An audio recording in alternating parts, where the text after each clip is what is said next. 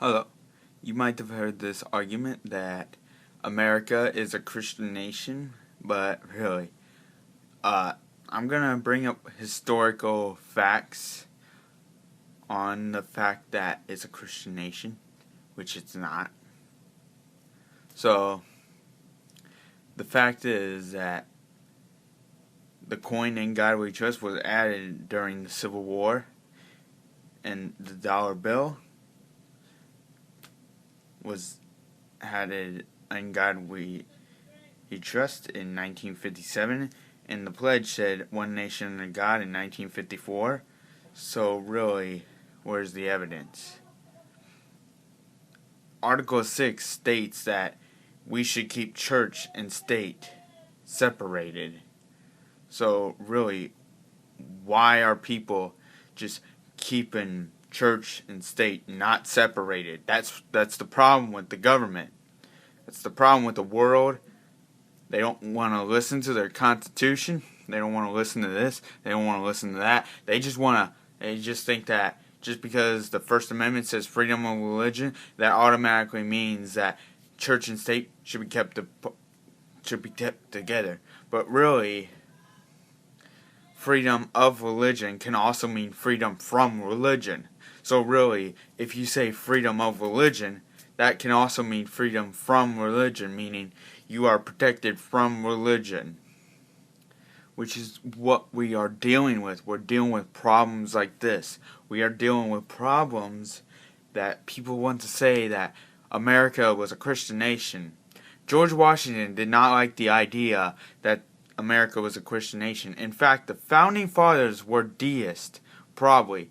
There are beliefs that say that they were deists, but they didn't support the idea. There is evidence saying that they did not support the idea of church and state being together. So really, I don't see where the argument is. If you take a little look at your history, then you'll find out that the founding fathers were not religious. And if you take a look at the U.S. Constitution, there is nowhere where it mentions God. It mentions freedom of religion, but that's it. That just means you have freedom of religion. You have freedom to worship whatever crazy thing you want. You have freedom to worship the flying spaghetti monster. I don't know. You have the freedom to worship unicorns as a god. You have the freedom to worship anything as a god. Even how crazy it is, you have the freedom to worship that thing.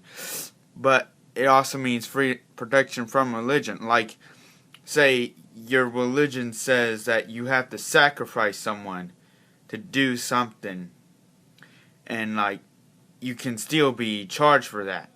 You can still be arrested if you kill someone because of your religion. So really, where is the argument? You can't just go out and kill an atheist just because the Bible says so, alright? I know the Bible says to kill non-believers, but you can't just do that. You can't just, if one person in your family doesn't believe in a God, you can't just burn down the entire town and make sure everyone dies. Because that's really in the Bible. Don't tell me that's from the Old Testament, because the whole argument that God never changes, that means you're listening to the Old and New Testament. That means you're listening to those parts. Okay, the Bible also says that women shouldn't speak in church. And really, you see a lot of women speaking in church if you go to church. And plus, women should not cheat. If we actually listen to the Bible, why are there so many women in schools teaching? Women aren't supposed to teach or have authority over men. That's actually in the Bible. New Testament right there. New Testament.